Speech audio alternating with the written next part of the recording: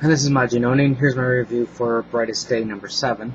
Finally, the story kicks into gear, and now we have a direction where we know where the stories are going to go. There's going to be spoilers, so if you haven't read your book, please come back later. Now, if you remember last issue, the White Ring basically told Dead Man that he needs to eat a cheeseburger, so along with Huck and Dove, they go eat some cheeseburgers. And Hank here kind of looks like the jealous boyfriend in this situation because, he sees these two getting close together in a way. But anyways, once he eats his hamburger, the White Lantern then teleports all three of them to the actual lantern itself. Now, surprisingly, Aqualad's, or future Aqualad's there already to see what's going on because I think his sister or girlfriend or whoever it is like, look, I knew there was going to be superheroes here. So when he touches they first have Hank try to Hawk try to lift up the lantern, and he can't, obviously. And they just threw that in there so this way it shows that not anybody supposedly can touch it if you haven't been reading the Green Lantern series. So Deadman grabs it, lifts up, and then all heck breaks loose. He reverts back to his old style costume, other than that part's new. Hawk turns white. John, the Martian Manhunter, he goes, he's affected by it, and he has like an illusion of fire. It says burn it down, burn all of it. And this almost looks like an evil version of himself. And then, of course, he saved the other Martian, whatever her name was. Then we go to Firestorm. Professor here is basically indicating that he knew something about what's going on, and he didn't. And I thought this was like an awesome picture of the White Lantern Firestorm, especially with the way the face is all whited out except for the eyes. It looked really cool, especially with the colors and everything. And basically, what they have to do is they're going to need to stop Black Lantern. I'm sorry, the Black Lantern Firestorm. Then we go over to the Hawks, and as you can see, he goes white. And I really like the coloring with this, the way that they have the tan skin with the white costume. Hawkgirl does the same thing, and basically, the Lantern told her that it has to prevent her from, or her husband, or from getting killed, because if he dies again, this is the last time, and the person who's going to kill him is right there. Then we go to Aquaman, and she's apologizing. I'm sorry. Aquaman's like, yeah, whatever. I don't care. It doesn't change anything. He goes white. Then it tells him to please find Aqualad, and then once that happens, then basically all the water's clean and the fish are alive again. Now, it goes to all the individual people now. Oh, and actually I forgot to mention something.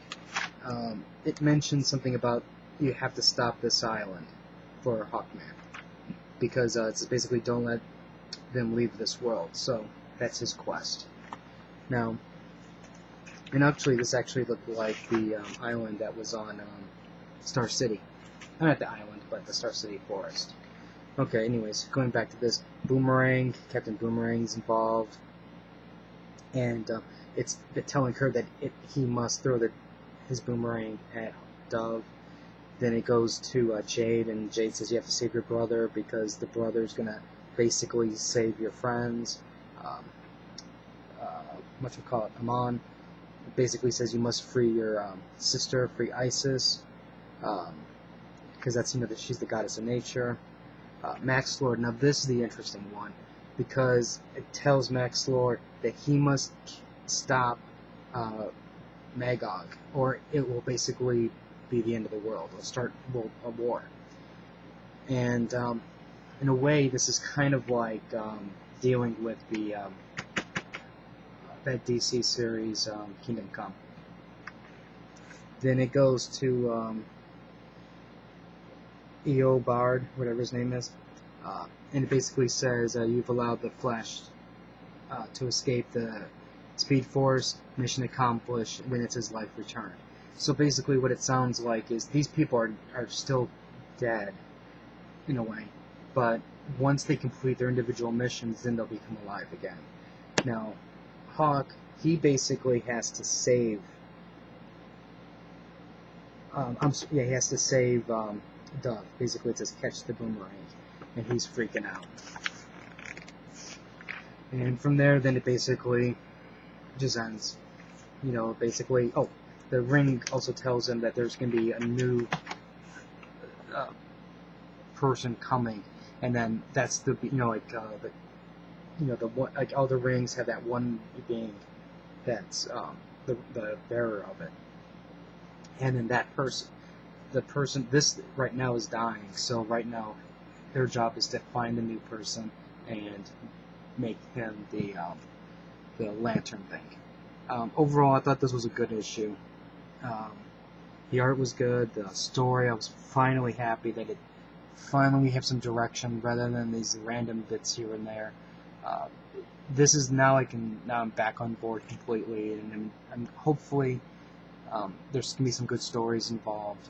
I'm really Maxwell Lords is the one that I'm most curious about. So I gotta definitely keep getting the Justice League issues.